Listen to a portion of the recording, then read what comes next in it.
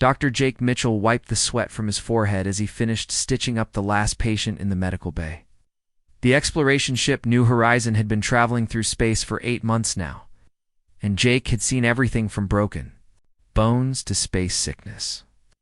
As the chief medical officer, he was responsible for keeping the crew of 12 healthy and alive. Jake was 32 years old and had been a doctor for almost 10 years. He could have worked in the big hospitals on Earth, making lots of money and becoming famous. But he chose to work on frontier ships instead. He liked helping people who really needed it, far away from the politics and paperwork of Earth's medical centers. The New Horizon was not a military ship. It was a civilian research vessel that traveled to new parts of the galaxy. Their job was to make friends with alien races and help anyone who needed medical care. Captain Lisa Brooks ran the ship, and she was a good leader who cared about her crew. Jake had joined the crew because he wanted to see new worlds and help different kinds of life forms. So far, they had met 3 alien species. All of them were friendly, and Jake had learned a lot about treating different types of beings. Each species had different bodies and different ways of getting sick or hurt. The ship's computer made a loud beeping sound. Jake looked up from his medical supplies. The sound meant they were getting a distress call from somewhere in space. Quickly cleaned his hands and walked to the bridge where Captain Brooks and the other officers were working. "What's the situation?" Jake asked as he entered the bridge. Captain Brooks pointed to the main screen. "We're getting a distress signal from an unknown ship about 2 hours away. Signal is weak, but our computers show that there are living beings on board who are badly hurt." Jake looked at the screen. The ship sending the signal looked very different from any human ship he had ever seen. It was made of what looked like crystal or glass, and it was shaped like a long, curved blade. Beautiful lights moved across its surface, but they were flickering weakly. "Do we know what species it belongs to?" Jake asked. "The computer says it might be Zilani, but we've never met them before," said Lieutenant Ben Carter, the communications officer. "All we know is that they have a big empire somewhere in this part of the galaxy." Jake felt his heart beat faster. This could be their first contact with a new alien race. But if the beings on that ship were dying, they didn't have time to wait for proper first contact procedures. "How long until we reach them?" Jake asked. "About 2 hours at full speed," Captain Brooks replied. "But Jake, you know the rules. We're supposed to call for military backup when we encounter unknown alien ships." Jake knew the rules, but he also knew that 2 hours might be too long for whoever was on that ship. "Captain, if they're as badly hurt as the signal suggests, they might not have 2 hours. And if we wait for military backup, that could take days." Captain Brooks looked worried. She was a good captain, but she also had to think about the safety of her own crew. What if it's a trap? What if they're hostile? "Their distress signal is real," said Lieutenant Carter. "I can tell from the bio readings that there are several life forms on board, and most of them are either dead or dying. One is barely alive." Felt the familiar pull of his medical training. Someone was dying out there, and he had the skills to help them. It didn't matter if they were human or alien. "Captain, I took an oath to help all living beings. If there's even a chance we can save someone, we have to try." Captain Brooks was quiet for a moment. Then she nodded. "All right, Dr. Mitchell. Set course for the alien ship. Right. But we're going in carefully, and everyone stays alert." The next 2 hours felt like the longest of Jake's life. He spent the time preparing his medical bay for unknown patients. He gathered all his equipment and medical supplies. He also studied what little information they had about alien biology from their previous encounters. The problem was that every alien species was different. What worked as medicine for one species could be poison for another.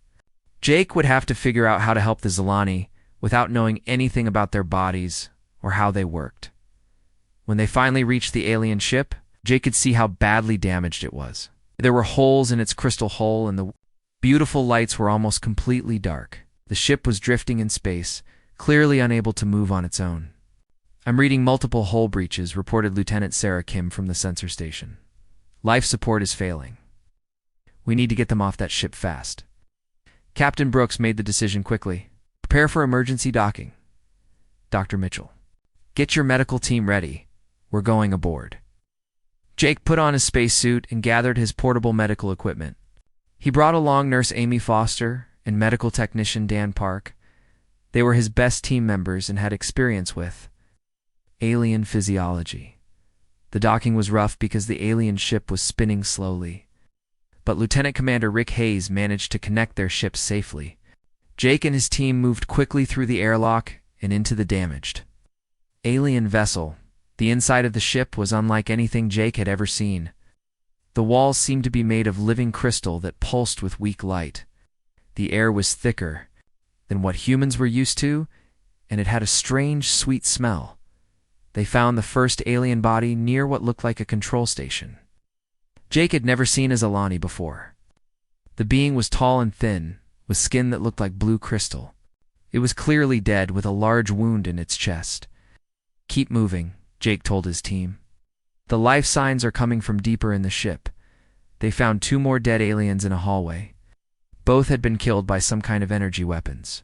Jake was starting to realize that this ship had been attacked, not just damaged by an accident. Finally, they reached what looked like a medical bay or sleeping quarters. There, lying on a crystal bed, was a female Zalani who was still alive but barely breathing. She was smaller than the others they had found, and her crystal skin was flickering between blue and silver colors. "This is our patient," Jake said quietly. "Amy, start getting readings on her vital signs.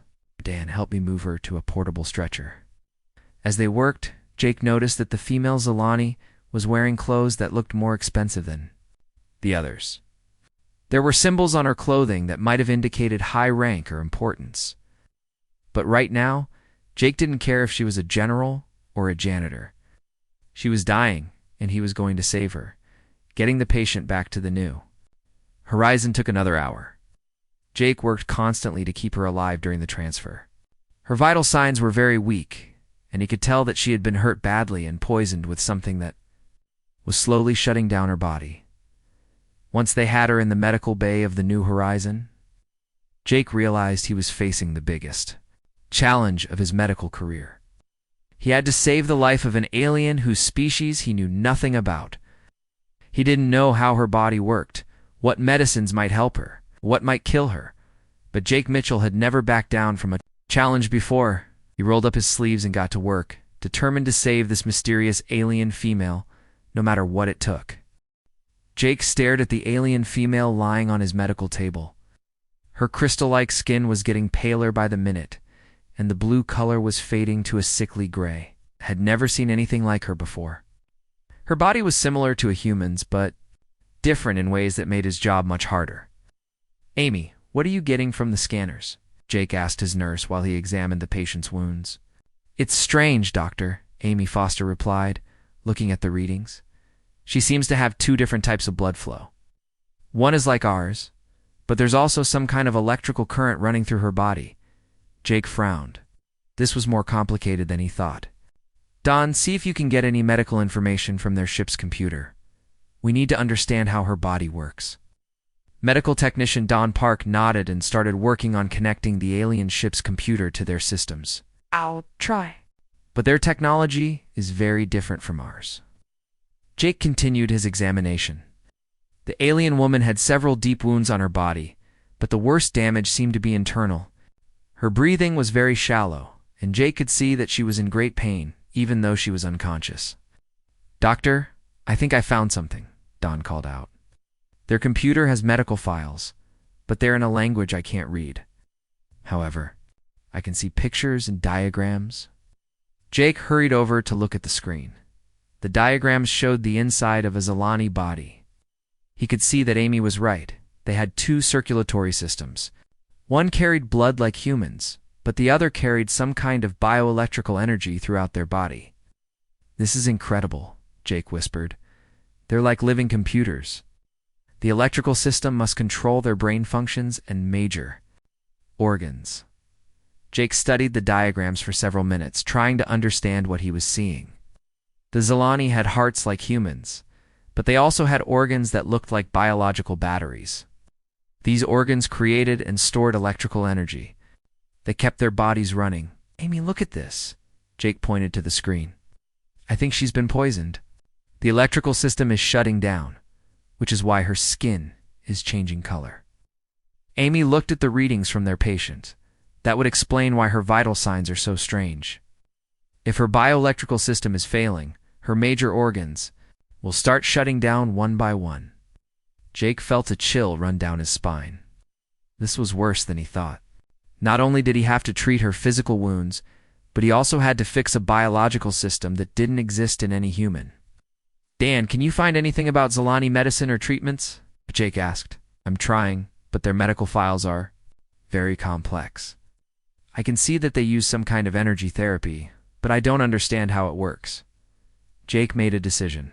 We're going to have to figure this out as we go. Amy, prepare for surgery. We need to fix her physical wounds first, then worry about the electrical system. The surgery was the most difficult thing Jake had ever attempted. The Zilani woman's internal organs were similar to human organs, but they were connected to the bioelectrical system in ways that made every cut dangerous. One wrong move could shut down her entire electrical system and kill her instantly. Jake worked slowly and carefully. He found that she had been shot with some kind of energy weapon that had damaged her internal organs. But worse than that, there was something else in her system, a poison that was specifically designed to shut down Zilani bioelectrical systems. This wasn't just an attack, Jake said as he worked. Someone tried to assassinate her. This poison is made to kill Zilani, and it's been designed to target their electrical systems. Amy handed him surgical tools as he worked. Can you remove the poison? I'm not sure, Jake admitted. I don't know how their electrical system works well enough to know what's safe to remove and what isn't. Jake continued working for hours. He repaired the damaged organs and stopped the internal bleeding. But the poison was still in her system, and her bioelectrical readings were getting weaker. Doctor, I think I found something, Don called out. He had been working on the alien computer systems all night. Their medical files show that they can transfer bioelectrical energy between individuals. It's like giving someone a blood transfusion. But with electricity? Jake looked up from his patient. What do you mean? I think they can share their electrical energy to help heal each other, but the process requires direct contact between the donor and the patient. Jake thought about this. For a moment, but we're not Zilani. We don't have bioelectrical systems like theirs. That's true, Dan agreed, but humans do have electrical systems in our bodies. Our hearts, brains, and nervous systems all use electrical signals. Maybe it's possible to adapt their technology to work with human bioelectricity. It was a crazy idea, but Jake was running out of options. The Zilani woman was dying, and traditional human medicine wasn't enough to save her. Amy, monitor her vital signs closely. Don, see if you can figure out how to adapt their bioelectrical transfer technology. I'm going to try something that's never been done before. Jake spent the next few hours studying the Zilani medical equipment from their ship. It was incredibly advanced, using principles that human science was just beginning to understand. The devices could read and manipulate bioelectrical fields in ways that seemed almost magical. Finally, Jake thought he understood how it worked. I think I can do this, he told his team. But it's going to be dangerous. If I make a mistake, I could kill both of us. You're sure about this, doctor? Amy asked with concern. Jake looked at his patient. Her skin was now almost completely gray and her vital signs were failing fast. She's going to die if I don't try. At least this way, she has a chance. Shh. Jake connected himself to the Zilani bioelectrical transfer device. He could feel a strange tingling sensation as the machine started to read his body's electrical signals. Then, slowly, he began to transfer some of his own bioelectrical energy to the dying alien. The process was unlike anything Jake had ever experienced. He could feel the alien woman's life force, weak and fading. But as his energy flowed into her, he could sense her body starting to respond. Organs began working better, and the poison in her system started to break down. But something unexpected happened during the transfer. Jake began to understand things about the alien woman that he couldn't explain. He could sense her thoughts and feelings even though she was unconscious. He learned that her name was Princess Kira, and that she was the daughter of the Zilani Emperor. More importantly, Jake could feel her memories of the attack.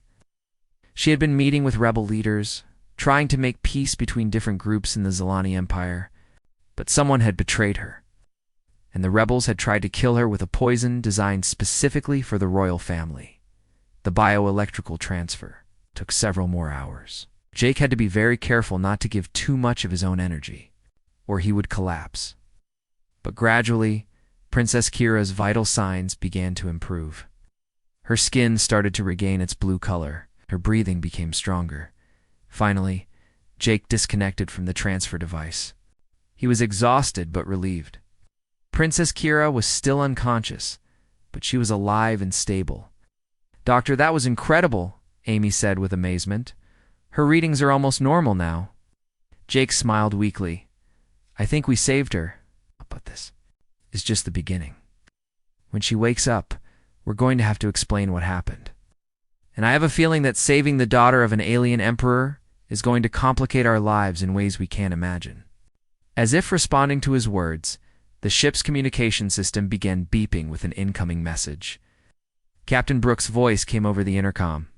"Jake, you need to get to the bridge immediately. We have a big problem. A Zilani imperial fleet is heading straight for us, and they look like they're ready for war." Jake ran to the bridge as fast as he could. His legs still felt weak from the bioelectrical transfer, but the urgency in Captain Brooks' voice made him forget his exhaustion. When he arrived, he saw the entire crew gathered around the main screen. Staring at something that made his blood run cold, 20 massive ships were approaching their position. Each one was 10 times larger than the New Horizon, and they all looked like they were built for war. The ships were beautiful but deadly, made of the same crystal material as Princess Kira's damaged vessel. But these were dark and threatening. "How long until they reach us?" Jake asked. 15 minutes, Captain Brooks replied grimly. "They've been sending us messages, but we can't understand their language. However, their tone doesn't sound friendly." Lieutenant Ben Carter looked up from his communication station. "Doctor, I've been trying to use the translation programs from Princess Kira's ship. I think they're demanding that we surrender immediately and prepare to be boarded." Jake felt his heart sink. "They probably think we attacked their princess. We need to explain what really happened." "How can we do that if we can't even speak their language?" Captain Brooks asked. Before Jake could answer, the medical bay's emergency alarm started beeping. "That's Princess Kira," Jake said. "Be waking up. She's conscious. She can help us communicate with her people." Jake rushed back to the medical bay with Captain Brooks and Lieutenant Carter following him. Princess Kira was indeed waking up. Her eyes were opening slowly, and her crystal skin was now a healthy blue color, instead of the pale gray it had been before. Princess Kira tried to sit up, but Jake gently pushed her back down. "Easy," he said softly. "You've been badly hurt. You need to rest." Princess Kira looked around the medical bay with confusion. Then she looked directly at Jake, and her eyes went wide with surprise. She said something in her own language that sounded like a question. "Dan, can you get the translation device working?" Jake asked. Dan Park worked quickly on the alien computer system. After a few minutes, a voice came from the speakers, speaking. In accented but clear English, testing, ... testing. "Is this working?" "Yes," Jake said with relief. "Princess Kira, can you understand me now?" Princess Kira stared at him in amazement. You ... You saved my life. I can feel it. The life bond is strong between us." Looking confused. "But you are not Zilani. How is this possible?" "Life bond?" Jake asked. "What do you mean?" "When someone saves a Zilani from death, especially using bioelectrical transfer, a spiritual connection is created between the saver and the saved. I can sense your thoughts and feelings, just as you sensed mine during the healing." Jake remembered the strange experience during the transfer when he had learned about Princess Kira's mission and the attack. "I did sense some of your memories. I know you were trying to make peace with the rebels."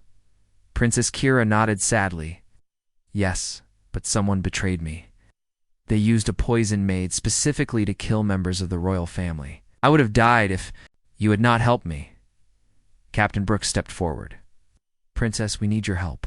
Your people's fleet is about to attack us. They think we hurt you. Princess Kira tried to sit up again, this time more successfully. My father's ships.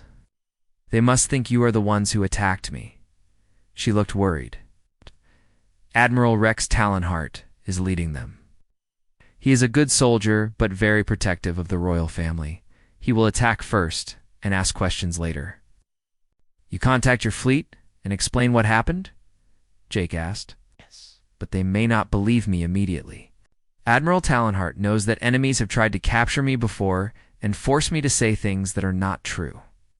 Jake felt frustrated. And how can we prove that we helped you instead of hurting you? Princess Kira thought for a moment. There is a way, but it is very unusual. In Zilani culture, when someone saves a royal family member's life, there is a special ceremony that must be performed. If I perform this ceremony with you, it will prove to my people that you are my savior, not my enemy. What kind of ceremony? Captain Brooks asked suspiciously. It is called the Ritual of Life Debt. I must publicly acknowledge that Jake saved my life and that I owe him everything. In our culture, this creates a bond that cannot be broken or faked. Jake wasn't sure he liked the sound of owing someone everything, but they were running out of time. If it will stop your people from attacking us, then let's do it. Princess Kira smiled weakly. There is one thing you should know. Once I perform this ritual, you will be considered part of the Zilani royal family in the eyes of our law. We'll have certain rights and responsibilities that you do not have now. Before Jake could ask what that meant, the ship's communication system crackled to life. A deep, angry voice spoke in the Zilani language. Even without translation, Jake could tell that whoever was speaking was very upset. That is Admiral Talonheart, Princess Kira said with concern. He is demanding that you surrender immediately, or he will destroy your ship. Captain Brooks looked at Jake. Doctor, whatever you're going to do, you need to do it now. You have maybe 5 minutes before they open fire. Princess Kira stood up slowly, with Jake helping to support her. I need to speak to Admiral Talonheart directly. Can your communication system connect to our ships? Lieutenant Carter nodded and quickly worked to establish a connection. Within moments, the main screen showed the bridge of the Zilani flagship. A tall, imposing Zilani male in military uniform appeared on the screen. His crystal skin was dark, blue, almost black, and his eyes were filled with anger. Admiral Talonheart began speaking rapidly in the Zilani language, as Princess Kira responded, also speaking quickly. Jake could tell from their tones that they were having a heated argument. Finally, Princess Kira turned to Jake. Admiral Talonheart does not believe that you saved me, thinks you are holding me prisoner and forcing me to lie. He says that humans are not capable of performing bioelectrical transfers with Zilani. But I did perform the transfer, Jake protested. You're alive because of it. I know that, and you know that, but Admiral Talonheart thinks it is impossible.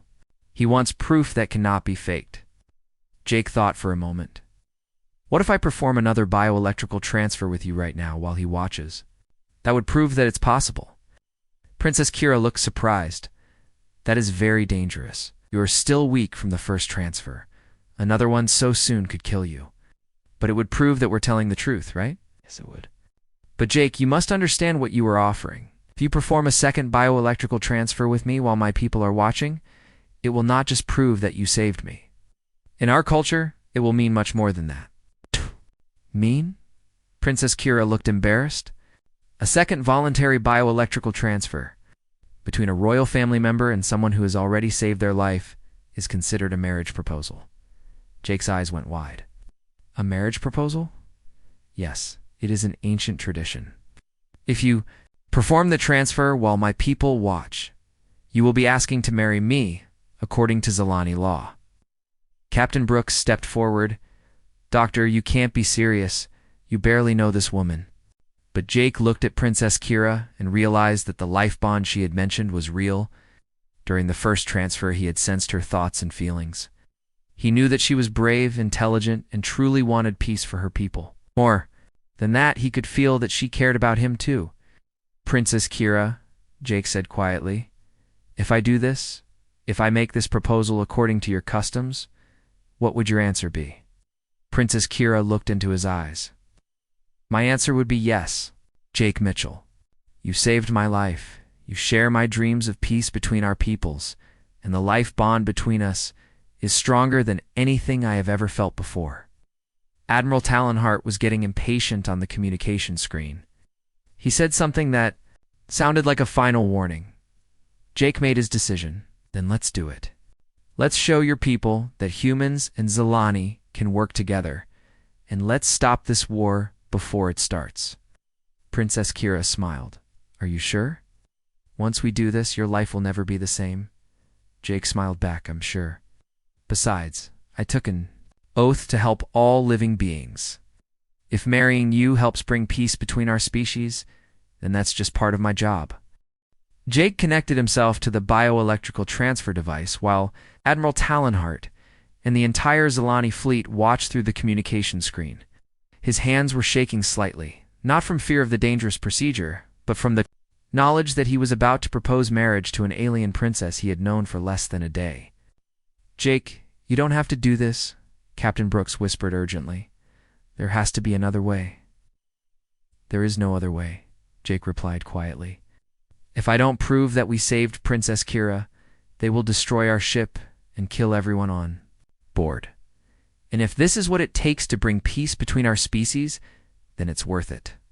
Princess Kira lay down on the medical table and took Jake's hand. Are you ready? She asked softly. As ready as I'll ever be, Jake said, trying to sound. More confident than he felt, the bioelectrical transfer began immediately. Jake felt the familiar tingling sensation as his body's electrical energy started flowing into Princess Kira. But this time was different. Instead of the desperate life-saving procedure from before, this transfer was calm and gentle. Jake could feel Princess Kira's thoughts and emotions more clearly than ever. Through the connection, he learned more about her life. Princess Kira had always felt trapped by her royal duties. She wanted to help her people, but the traditional ways of the Zilani Empire were rigid and didn't allow for change. She had been secretly meeting with rebel groups not to betray her father, but to understand what changes were needed to make their society better. Jake also felt her loneliness. As a princess, she had never been able to make real friends or find someone who cared about her for who she was rather than her royal title. But during their life bond, she had sensed Jake's genuine desire to help others and his complete lack of interest in power or wealth. The transfer continued for several minutes while the Zilani fleet watched in amazement. Admiral Talonheart's angry expression gradually changed to one of shock and disbelief. He had never seen a human perform bioelectrical transfer with a Zilani before. Finally, Jake disconnected from the device. He was exhausted but managed to stay on his feet. Princess Kira sat up slowly, her skin glowing with a healthy blue light that was brighter than before. Admiral Talonheart spoke rapidly in the Zilani language, clearly asking Princess Kira questions. She responded calmly, explaining what had happened. Jake could see the Admiral's expression changing from suspicion to understanding. What is he saying? Jake asked. He is apologizing, Princess Kira replied. He now understands that you've saved my life, not once, but twice. He is also asking me to confirm that you have made a marriage proposal according to our customs. Jake felt his heart racing. And what are you telling him? Princess Kira smiled. I am telling him that yes, Dr. Jake Mitchell of Earth has proposed marriage to me, and I have accepted. The reaction on the Zilani flagship was immediate. Admiral Talonheart and his officers began talking excitedly among themselves. Jake could see some of them looking pleased while others seemed worried or confused. They seemed surprised, Jake observed. They are, Princess Kira confirmed. This is the first time in Zilani history that a royal family member has agreed to marry someone from another species. They are not sure what this means for our laws and traditions. Captain Brooks stepped forward. Princess, with all due respect, this is a very big decision. Are you sure you want to go through with this? You barely know Dr. Mitchell. Princess Kira looked at Jake thoughtfully. Captain Brooks, I understand your concern. But the life bond between Jake and me is not something that can be easily explained to someone who has not experienced it. Our bioelectrical transfers. I have seen into his heart and mind. I know that he is a good man, who cares more about helping others than about his own comfort or safety. Jake felt touched by her words, but he also felt the weight of responsibility. Princess Kira, I need to ask you something important. If we go through with this marriage, what will it mean for both of our peoples? Would help bring peace between humans and Zilani? I believe it will, Princess Kira replied, but it will not be easy. There are many Zilani who believe that our bloodlines should remain pure. They will see our marriage as a betrayal of our traditions. There will be humans who will not trust an alien princess. Admiral Talonheart spoke again from the communication screen. This time his voice was more respectful than angry. Admiral Talonheart says that he must contact my father immediately, Princess Kira translated. Emperor Thane Velsorin will want to speak with you personally, Jake. He will arrive here within 3 days. Jake felt a chill run down his spine. The Emperor is coming here. What if he doesn't approve of our marriage? And we will have bigger problems than just a disapproving father-in-law, Princess Kira said with a weak smile. My father has the power to declare war on humanity if he chooses to do so. The next 3 days were the strangest of Jake's life. The Zilani fleet remained in position around the New Horizon, but they were no longer threatening to attack. Instead, they were acting as honor guards, protecting the ship that carried their princess and her human fiancé. Jake spent most of his time with Princess Kira, learning about Zilani culture and customs. She taught him basic words in the Zilani language and explained the complex political situation in their empire. The more he learned, the more he realized how difficult their situation was going to be. Princess Kira also learned about human culture from Jake. She was fascinated by the concept of democracy and the idea that leaders should be chosen by the people rather than being born into power. She asked countless questions about human medicine, technology, and philosophy. Your people have accomplished so much in such a short time, she said one evening, as they sat in the ship's observation deck, looking out at the stars. Zilani civilization is thousands of years old, but we have become stuck in our old ways. We need new ideas and new perspectives. Change is never easy, Jake replied, but I think your people are ready for it. The rebels you were meeting with prove that many Zilani want something different. I hope you are right, Princess, Kira said. But first we must convince my father that our marriage is not just about love, but about the future of both our species. The third day, Jake was awakened by the sound of alarms throughout the ship. He quickly dressed and ran to the bridge, where he found Captain Brooks and her crew staring at the main screen in awe. The largest spaceship Jake had ever seen was approaching their position. It was easily 100 times bigger than the New Horizon and looked like a floating crystal palace. The ship was surrounded by an escort of 50 smaller vessels, all of them gleaming with the same beautiful crystal construction as Princess Kira's original ship. That's the Imperial flagship, Princess Kira said, joining Jake on the bridge. My father has arrived. Jake could see that Princess Kira was nervous. Are you worried about what he'll say? My father is a good man, but he is also a traditional ruler who believes strongly in the old ways, she replied. He has never had to deal with anything like this before.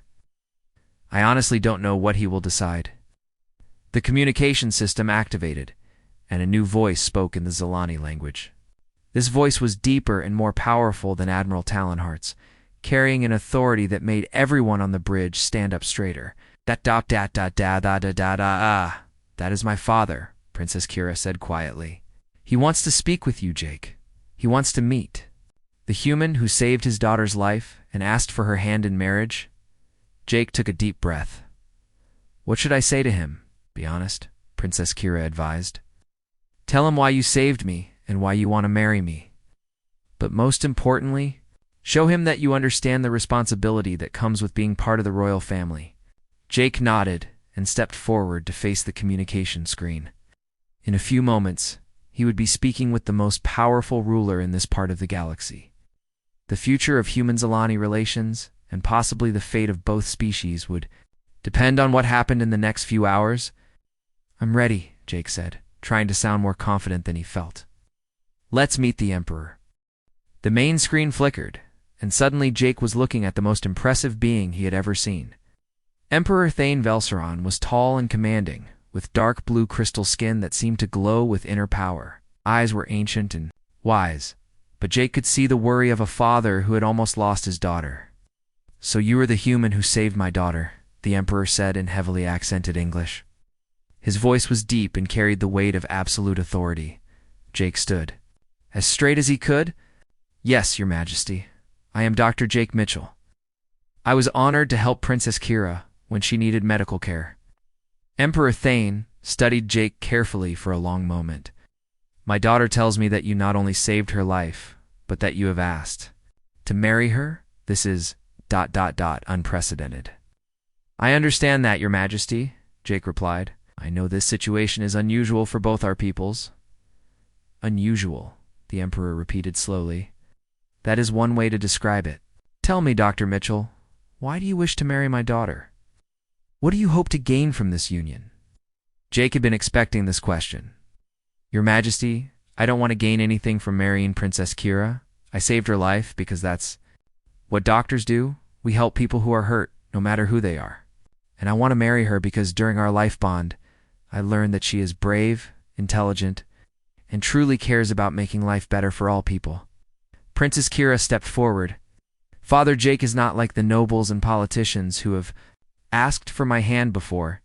He doesn't want power or wealth. He just wants to help people and make the galaxy a better place." Emperor Thane looked between his daughter and Jake. "And what about you, my daughter? Are you certain this is what you want? Marriage to this human will change everything about your life." "I am certain, Father," Princess Kira said firmly. "Showed me a different way of thinking about leadership and responsibility. He taught me that true strength comes from helping others, not from ruling over them." The Emperor was quiet for several minutes, clearly thinking deeply about the situation. Finally, he spoke again.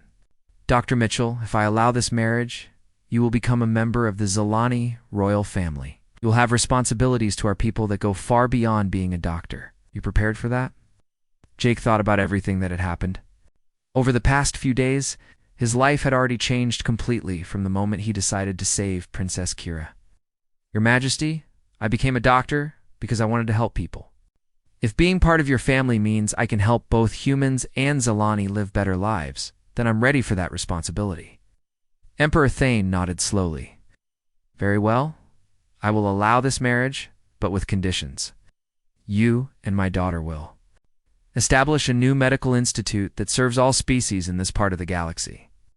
You will use your human medical knowledge combined with our Zilani technology to help beings that no one else can treat."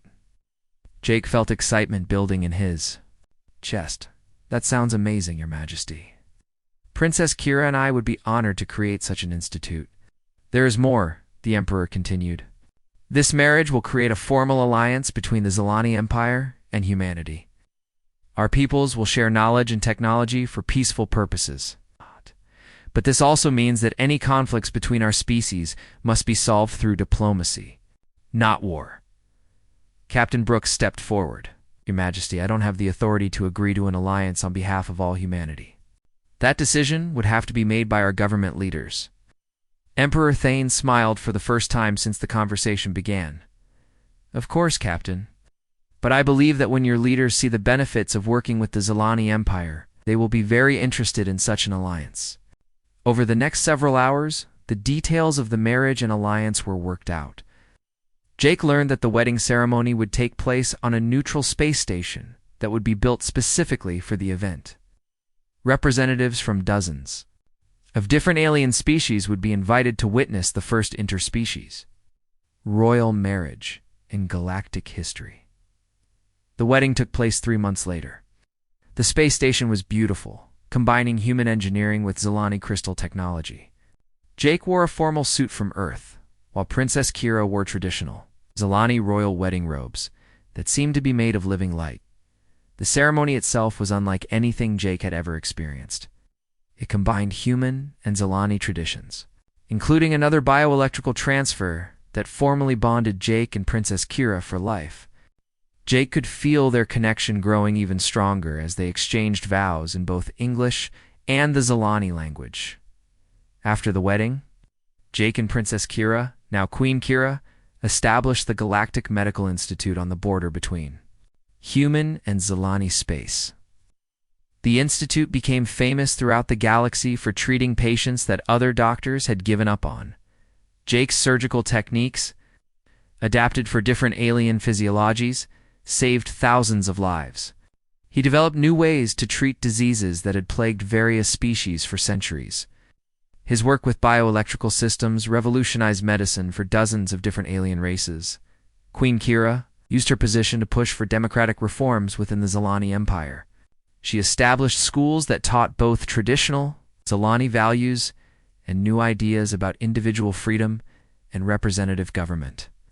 Many young Zilani began to see her as a symbol of positive change. The alliance between humans and Zilani proved to be beneficial for both species. Human medical knowledge helped cure diseases that had killed millions of Zilani over the centuries. In return, Zilani technology allowed humans to develop faster spaceships and better communication systems. Not everything was easy in the early years of their marriage. Jake had to learn Zilani customs and politics, which were far more complex than anything he had dealt with as a doctor.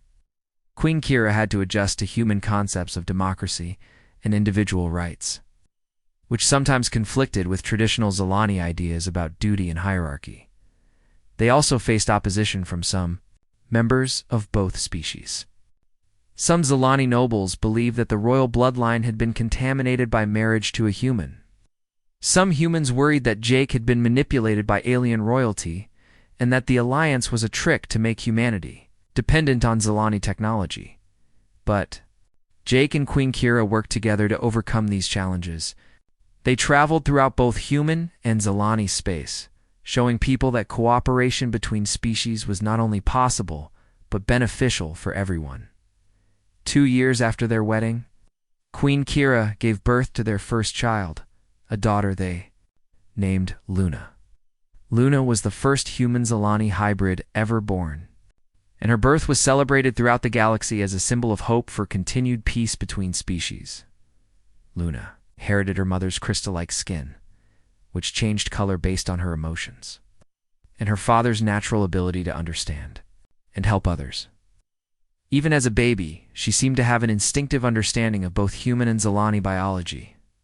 5 years after that first distress call, Jake looked back on how much his life had changed. He was no longer just a frontier doctor serving on a small exploration ship. He was now Prince Jake of the Zilani Empire, co-director of the Galactic Medical Institute, and father to the first interspecies royal child in history. But despite all the titles and responsibilities, Jake still considered himself first and foremost a doctor.